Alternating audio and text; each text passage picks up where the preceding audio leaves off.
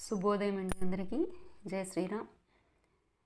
ఈరోజు మన మురళీమోహన ఛానల్లో శ్రీరాముని యొక్క గుణగణాల గురించి తెలుసుకుందాం. అసలు శ్రీరామచంద్రుడు ఎక్కడి వారు? ఇక్ష్వాకు వంశంలో ఆవిర్భవించారు. ఆయన జగత్తులో ప్రసిద్ధి చెందారు.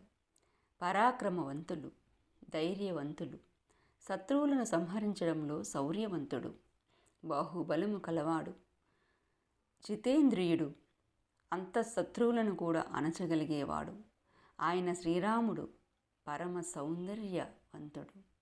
అతడు సకల విద్యా పారంగతుడు, చక్కని స్ఫూర్తి కలిగినవాడు, సౌమ్యుడు, ఉదార స్వభావుడు, పెద్దల ఎడ గౌరవం కూడా చాలా ఎక్కువగా పెద్దలను ప్రేమించేవాడు.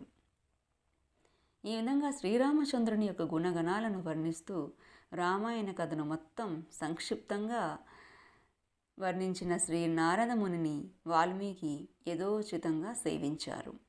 శ్రీమద్ రామాయణము హృదయాన్ని పవిత్రీకరిస్తుందని, సర్వ పాపాలను హరిస్తుందని, అది పుణ్య సాధనమని శ్రీ వాల్మీకి చక్కగా అర్థం చేసుకున్నాడు.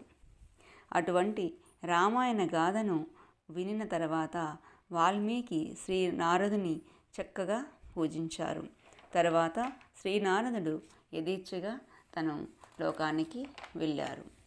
ఇక దేవదేవుడైన శ్రీరామచంద్రుని యొక్క ఆదర్శనీయమైన కార్యాలు ఏమిటి అంటే, శ్రీరాముడు జీవితాంతము ఏకపత్ని వ్రతునిగానే ఉండి ఆదర్శ పురుషునిగా, ఆదర్శ భర్తగా పేరు పొందారు.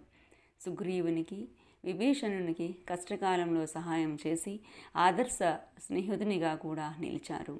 శ్రీరాముడు తన ప్రియతమ సేవకుడైన హనుమంతుని భక్తికి మెచ్చి తన అంతరంగిక సేవకునిగా కూడా చేసుకున్నారు. అంతేకాకుండా హనుమంతుడు చిరంజీవిగా అయ్యే వరాన్ని కూడా శ్రీరామచంద్రుడు ఇచ్చారు. రావణ సంహారము చేసిన తర్వాత శ్రీరాముడు జనరంజకంగా పరిపాలన చేసి రామరాజ్యములు అందరూ సుఖంగా ఉంటారని నిరూపించారు. రామరాజ్యాన్ని కోరుకోని మనిషే ఉండడు. అందుకే శ్రీరాముని ఆచరణను అందరూ అనుసరించాలని, శ్రీకృష్ణుడు ఉపదేశించింది పాటించాలని చెప్పడం జరుగుతూ ఉంటుంది. జై శ్రీరామ్.